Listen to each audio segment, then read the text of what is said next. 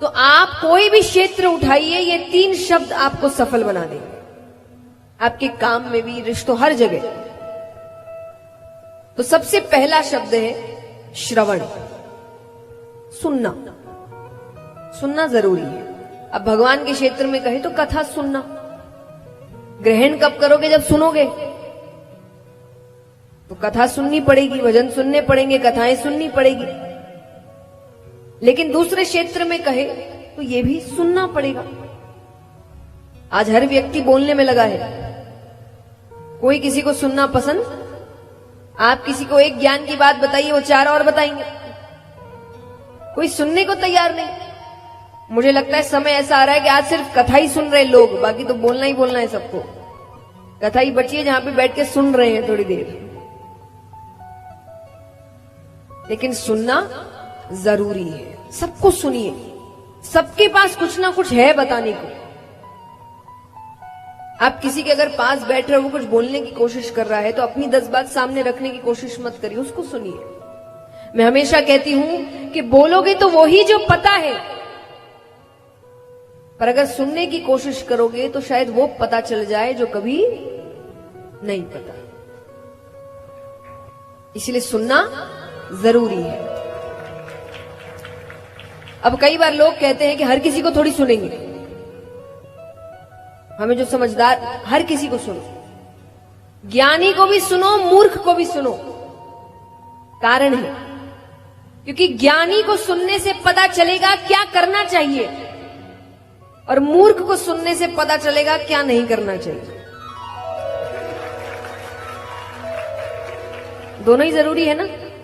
क्या करना चाहिए तो सबको पता होता है, कई बार क्या नहीं करना चाहिए ये नहीं पता, तो कल को हम ही मूर्खों वाली हरकतें कर रहे हो। इसलिए दोनों को सुनो। तो सबसे पहला लक्षण है, कारण है ना, भगवान ने 2 कान 1 मुंह दिए हैं। 2 कान का मतलब है ज्यादा सुनो। अगर ज्यादा बुलवाना होता भगवान 2 मुंह देते,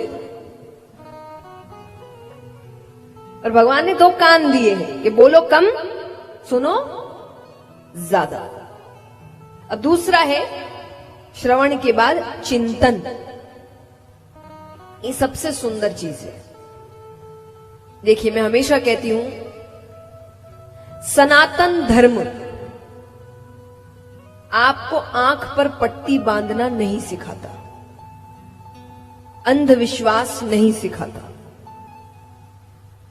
सनातन धर्म जिज्ञासा सिखाता है, प्रश्न करना सिखाता है, सच ढूंढना सिखाता है। आपके अधिकतर शास्त्र प्रश्नों से शुरू हो रहे हैं। प्रश्न क्या है? जिज्ञासा है। आंख बंद करके विश्वास नहीं कर रहे, प्रश्न कर रहे हैं। और इसका सबसे सुंदर उदाहरण है, यहां कितने हैं जिन्होंने गीता जी पढ़ी है? हाथ उठाना।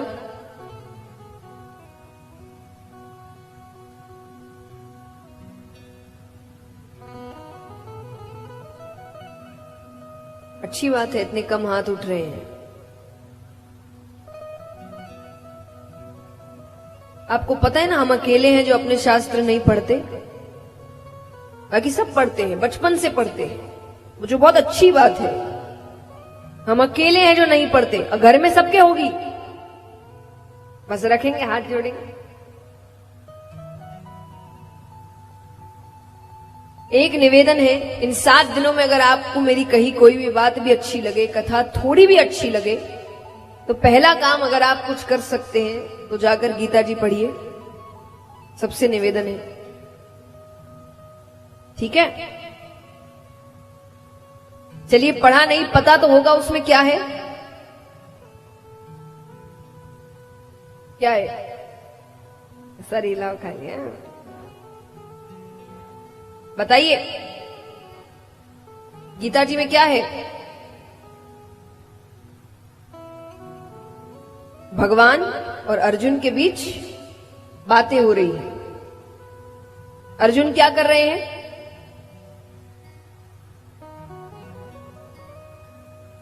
अर्जुन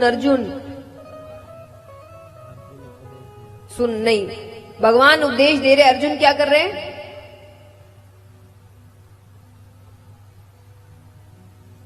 और सोचो, दिमाग लगाओ।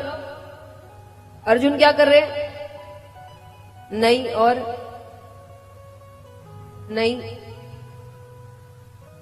प्रश्न कर रहे हैं।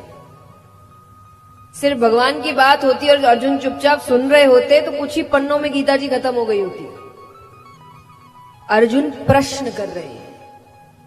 अब देखिए सुंदरता, देखिए हम दूसरों से बात करते हैं कि इससे प्रश्न करना चाहिए कि नहीं, उससे अर्जुन के सामने कौन खड़े हैं? भगवान। पता है उनको कि मेरे सामने भगवान खड़े हैं, उनसे तो प्रश्न करना बनता ही नहीं है।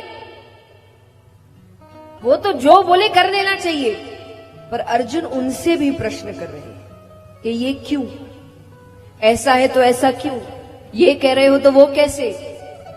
और भगवान मुस्कुरा के सब चीज का उत्तर दे रहे। भगवान उनसे एक बार भी ये नहीं कह रहे कि मुझसे प्रश्न कर रहा है, जबान लड़ा रहा है। भगवान ये सब नहीं कर रहे, भगवान उत्तर दे रहे हैं। क्योंकि आपका धर्म आपको आंख पर पट्टी बांधना नहीं सिखाता कि जो बोल रहे हैं वो चुपचाप प्रश्न करो, अपनी जिज्ञासा सामने रखो। उसी को कहते चिंतन, कि जो बताया जा रहा है उसको आंख पर पट्टी बांध के विश्वास नहीं करना है, चिंतन करना है। क्या बताया गया, क्यों बताया गया, क्या सही है, क्या गलत है, क्या मेरे जिंदगी पर उपयोगी है, इसको तो चिंतन। इसीलिए तो दिमाग दिया है भगवान ने। भगवान कहते मैंने सबको दिमाग दिया कि तुम इसका इस्तेमाल करो। और जो पहले होता है हमेशा अगर वही होता तो भगवान इतने अवतार थोड़ी लेते। भगवान ने अलग अलग